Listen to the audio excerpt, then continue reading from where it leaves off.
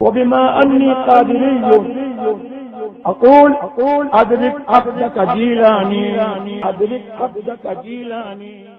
रसूल पाक सल्लल्लाहु अलैहि वसल्लम ने इरशाद फरमाया कि जब तुम कब्रिस्तान से गुजरो तो कहो अस्सलामु अलैकुम या अहलल कुबूर, ऐ कब्र वालो तुम पर सलामती हो।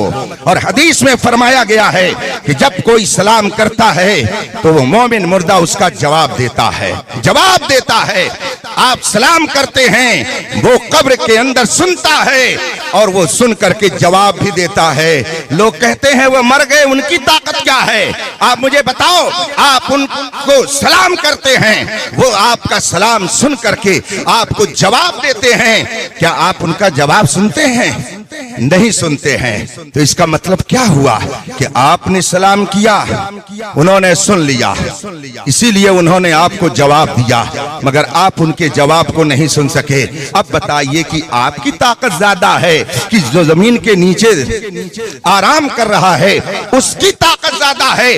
आप सलाम करें, वो सुन ले और वो जवाब दे, आप न सुन सकें। ये फलसफा बता रहा है कि दुनिया से जब मर्दे मोमिन जाता है, रब अपने कर्म से, ईमान की बरकत से उसकी ताकत में और इजाफा फरमा देता है। वाह वाह सुभान अल्लाह। बेशक मेरे भाइयों, हम और आप आस्ताने पाक पर आए हुए हैं। मखदूम में किछोचा के दरबार में एक अजीम शख्सियत कभी परवान चढ़ी और उसने हिंदुस्तान के खित्ते खित्ते में बैत इरशाद का काम अंजाम दिया। उस शख्सियत का नाम है हुजूर अशरफी मियां अली हुसैन रहमतुल्लाह ताला अलैह। बड़े वजीह, बड़े शकील, बड़े हुस्न जमाल वाले थे। लोग देखते थे तो उनके दिल खिंच जाया करते थे। बड़ी पाकीज़ा शख्सियत के मालिक थे। नवाबे रामपुर के इलाके में आपका दौरा हुआ। नवाबे रामपुर को जब ये खबर मिली कि किछोचा शरीफ के फलां बुजुर्ग जलवा फरमा हुए हैं इस इलाके में, नवाबे रामपुर ने दावत भेजी। कहा हुजूर मेरे गरीब खाने पे जलवा फरमाई हो। आला हजरत हुजूर अशरफी मियां अलैहि रहमत व रिजवान ने उनकी दावत को मंजूर फरमाया और फिर नवाबे रामपुर की हवेली में तशरीफ फरमा हुए। जब आप वहां पहुंचे, तख्त पर बैठाया गया, जैसे आप बैठे हुए हैं मजमा ऐसे ही बैठा। उस जमाने के पीराने तरीकत का भी अलग अंदाज था, मुरीदों का भी अलग तरीका था। जब उस जमाने में पीराने तरीकत अपने हल्के में पहुंचते थे तो मुरीदीन अपने मसाइल लेकर उनकी खिदमत में हाजिर होते थे। हुजूर नमाज का ये मसला बता दीजिए, सरकार रोजे का ये मसला बता दीजिए, अकीदे की ये बात बता दीजिए। तो वो उलमाए रब्बानी अपने मुरीदीन की इस तरह से तरबियत फरमाते थे। हजरत अली हुसैन अशरफी मियां रहमतुल्लाह ताला अलैह तशरीफ फरमा है, मजमा सामने है। किसी ने कहा कि अगर किसी को कुछ पूछना हो तो पूछ ले। इत्तेफाक से पीछे से एक आदमी खड़ा हुआ और कहा हुजूर मेरा एक सवाल है।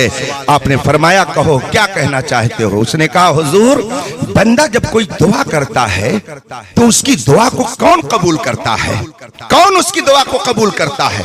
हजरत ने फरमाया तुम मुसलमान हो, उसके बावजूद तुम इतनी मामूली बात नहीं जानते हो।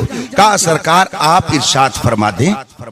आला हजरत अली हुसैन अशरफी मियां रहमतुल्लाह ताला अलैह ने फरमाया सुनो, जब बंदा कोई दुआ करता है तो उसकी दुआ अल्लाह कबूल करता है, अल्लाह कबूल करता है। हमारा ईमान है। वजीबु दावत दाई दान, कुरान फरमाता है जब मुझे कोई पुकारता है तो उसकी पुकार का मैं जवाब देता हूँ।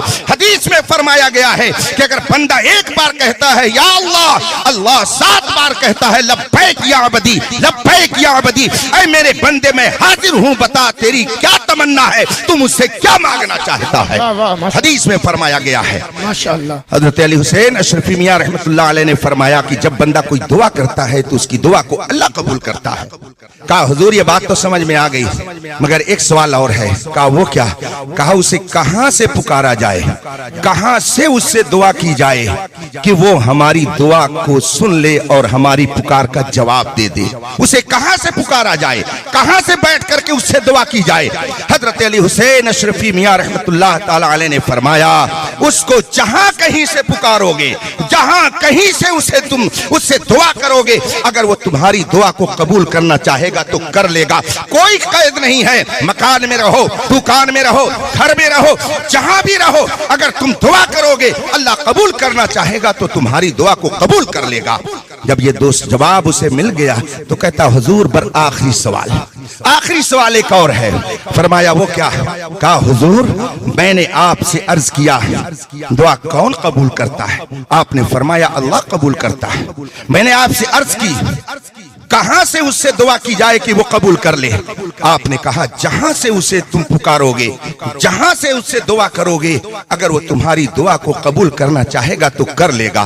तो अब तीसरा सवाल मेरा ये है, क्या वजह है कि सुन्नी उलमा, सुन्नी पीराने तरीकत जब किसी अपने मुरीद की परेशानी को सुनते हैं, मसलन कोई मुरीद उनके पास गया और कहा, हुजूर मेरी औलाद, मेरे पास औलाद नहीं है, मैं कोई औलाद नहीं रखता हूं, दुआ फरमा दीजिए, मेरे हक में कुछ अर्ज कर दीजिए, तो आप क्यों कहते हैं कि बच्चे की अगर दुआ लेनी है तो अजमेर चले जाओ? अगर कोई परेशान ज़दा है, किसी को आसेब है, कोई मुब्तला आसेब हो गया है और आपके पास आता है, तो आप क्यों कहते हैं कि छोटा चले जाओ? मजार पे क्यों भेजते हैं जब दुआ खुदा कबूल करता है? और जहां से दुआ की जाए अगर वो चाहे तो कबूल कर सकता है, तो आप लोग मजारों पे क्यों भेजते हैं? क्यों कहते हैं अजमेर चले जाओ, बच्चे के लिए वहां दुआ करो? क्यों कहते हैं कि छोटा चले जाओ, मुसीबत अगर दूर करानी है, अपने आप को आफतों से छुटकारा हासिल करना है, तो तुम कि छोटा मजार पे चले जाओ? ये मजार पे आप क्यों भेजते हैं? जब आपने ये सवाल सुना, फरमाया आओ करीब आ जाओ। अब तक दूर था, करीब आ गया, उसको अपने करीब बुलाया, कहा बैठ जाओ। अब करीब में वो बैठ गया। हजरत फरमाते हैं, ये बताओ जब तुम वहां थे तब तुम्हें पंखे की हवा मिल रही थी, या तुम मेरे करीब आए तो पंखे की हवा तुमको मिल रही है? बात ये थी कि उस जमाने में ये बिजली के पंखे नहीं थे।